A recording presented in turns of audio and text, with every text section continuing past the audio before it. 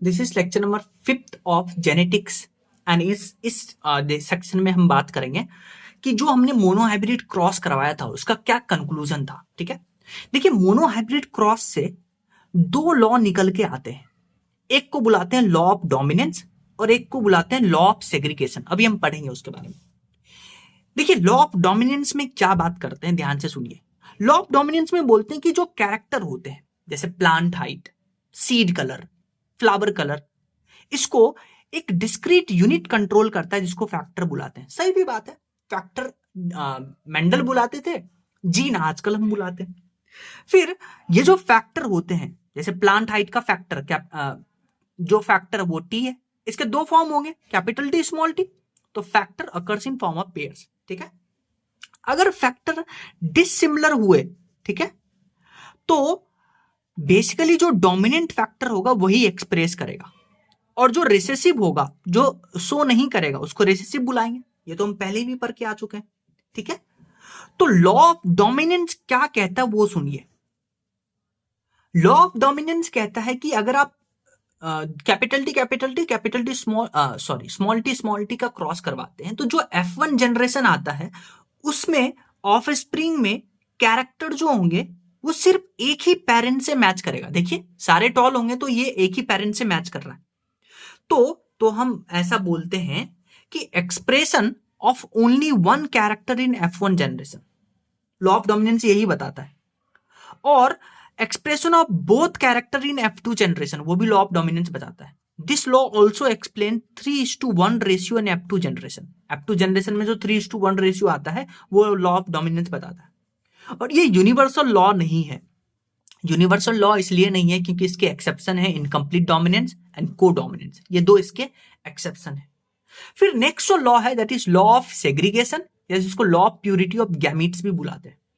ठीक है, अब देखिए लॉ ऑफ सेग्रीगेशन या law of purity of gametes क्या कहता है, अगर आपके पास दो डिसिमिलर फैक्टर हैं कैपिटल टी स्मॉल टी, तो इन दोनों फैक्टर का ब्लेंडिंग नहीं होता, दोनों अलग अलग जाते हैं, दोनों अलग अलग सीड बनाएंगे, तो इसी ऑफ लॉ ऑफ सेग्रीगेशन कहते हैं। और law of purity of gametes का क्या मतलब है, जब इससे आप गैमीट बनाइएगा कैपिटल टी स्मॉल टी, तो देखिए गैमीट्स में एक ही अलील है, एक ही अलील है मतलब प्योर है, ये इम्प्योर था, ये दोनों प्योर है, इसलिए इसको law of purity of gametes बुलाते हैं। तो factor never show blending at the time of gamete formation, both factor separate in such a way by this one gamete received only one factor, so gametes are always pure. तो जैसे capital T small T है, segregate करके gamete बनाएगा तो gamete में एक ही अलील, तो ये प्योर है। ठीक है, और अगर आप बात करते हैं नॉर्मल कंडीशन में, तो ये जो लॉ है एक यूनिवर्सल लॉ है, इसका कोई एक्सेप्शन नहीं है। हाँ, इसका एक एक्सेप्शन है अगर नॉर्मल कंडीशन ना हो, वो है non disjunction of homologous chromosome. ठीक है, अब ध्यान से सुनिए, जो F2 जनरेशन में 3:1 रेशियो आ रहा था, ये डोमिनेंस और सेग्रीगेशन दोनों से आ रहा था।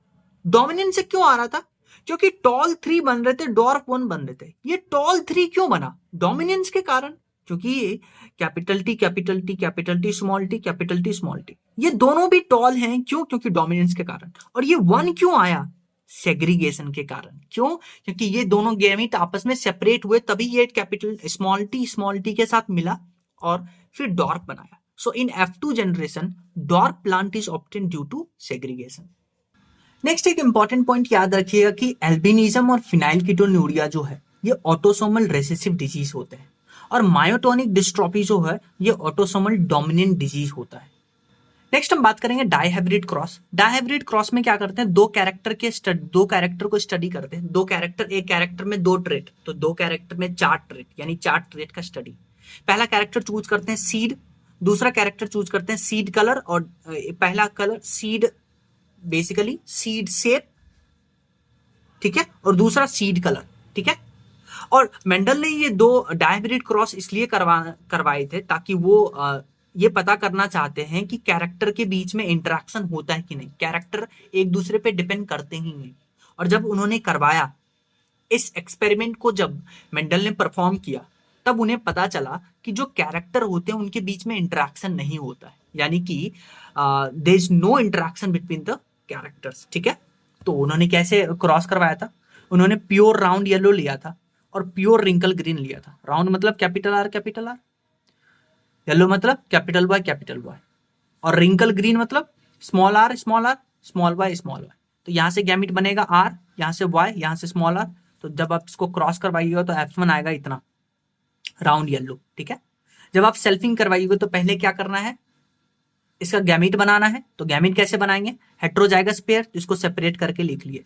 अगेन हेट्रोजाइगस पेयर, इसको सेपरेट करके लिख लिए। तो गैमिट कैसे बनेगा, capital R capital R capital Y, capital R small Y, small R capital Y, small R small Y. तो ये 4 गैमिट बने, ठीक है। तो यहां पे लिख दिए, और सिमिलरली ये यहां पे लिख देंगे। तो ये फीमेल होगा, ये सब मेल होगा। तो फिर क्रॉस करवाइएगा तो आपके पास आ जाएगा।